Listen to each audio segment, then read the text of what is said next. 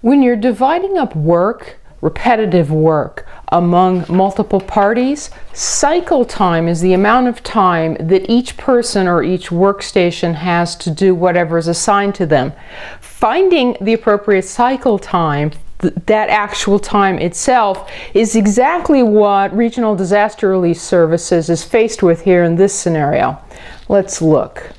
Regional Disaster Relief Services has just learned that 400 people who must be relocated due to widespread flooding in a low-lying area. Okay, RDRS must use the supplies at its warehouse headquarters to assemble 400 overnight kits for each of the arrivals at the gymnasium shelter. Each kit consists of a pillow, a blanket, assorted toiletries, a water bottle, and a pair of socks. The 400 evacuees will arrive via buses at the gymnasium shelter in 12 hours. I think we're going to need that information. And RDRS estimates, okay, interesting, more information about timing. About 30 minutes will be required for setup for the overnight kit assembly, and another 90 minutes will be required to transport the finished kits to the shelter.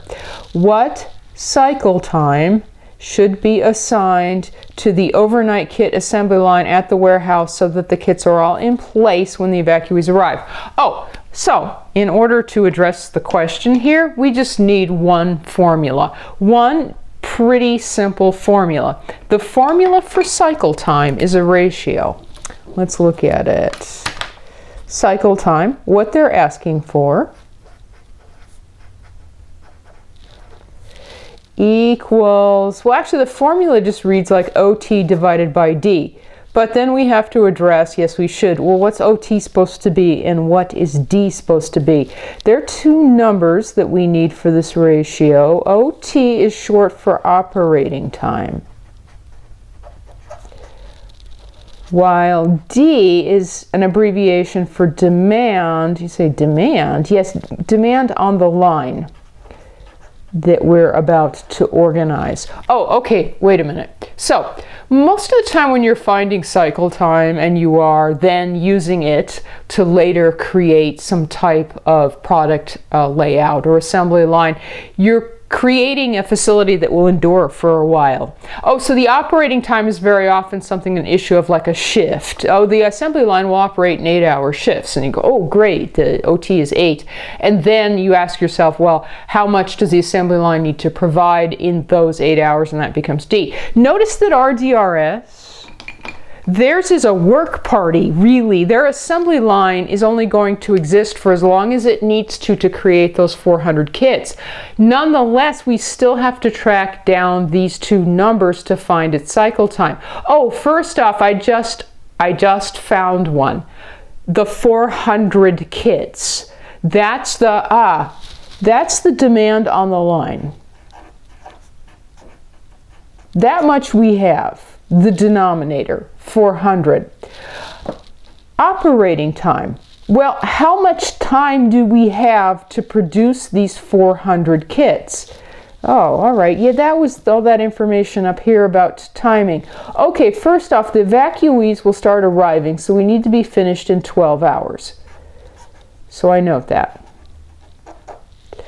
Oh, wait a minute, except RDRS estimates that 30 minutes will be required for setup. Now, I wrote a 12 here in ink. That's in hours. And what we're saying is we don't have all 12 hours to work creating the kits. 30 minutes will be needed for setup. I have to be careful to write 1/2. 30 minutes is a half of an hour, right? Oh, okay, I'm just trying to stay all in the same time units. Now, right, because we don't have those 30 minutes to actually work at assembly. That is setup.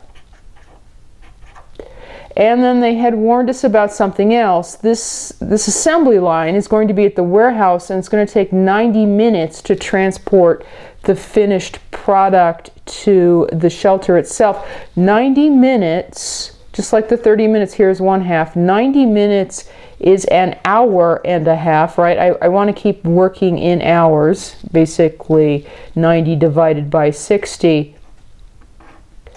To reveal that our operating time is 10 hours. Let me put the same note in here that we docked ourselves is for transport of the finished kits.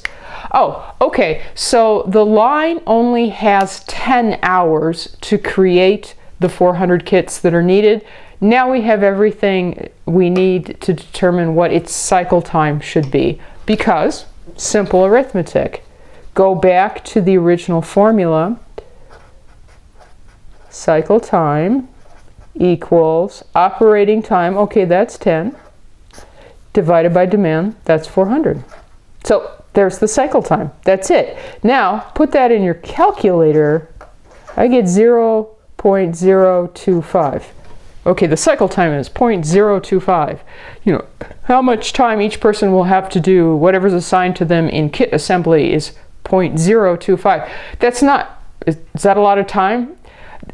One of the things to remember about this very simple ratio is that when you calculate the ratio and you're actually looking at the answer, 0.025, whatever your numerator was in, your denominator is stated in those same units. So is 0.025 a lot of time? I don't know, but it's 0.025 hours. Oh, okay. Now, that actually isn't very intuitive, but bear in mind that it's very easy to take this and translate it to anything else, and there may be another reason later why we would like to do that. Now, just for conversation, for instance, take the 0.025, that's hours, multiply it by 60. Why? Because there's 60 minutes in an hour, and that reveals that it's the same thing as 1.5 minutes. Each person working on the overnight assembly kits will have 1.5 minutes to do their assignment. And if you want to keep going, like for instance, you could take that 1.5 minutes, multiply that by 60 again. You probably knew this intuitively, that 1.5 minutes is also the same thing as 90 seconds. These are all just different ways to state the answer to the question. All right, in here, what is the cycle time that RDRS will need to use? 90 seconds.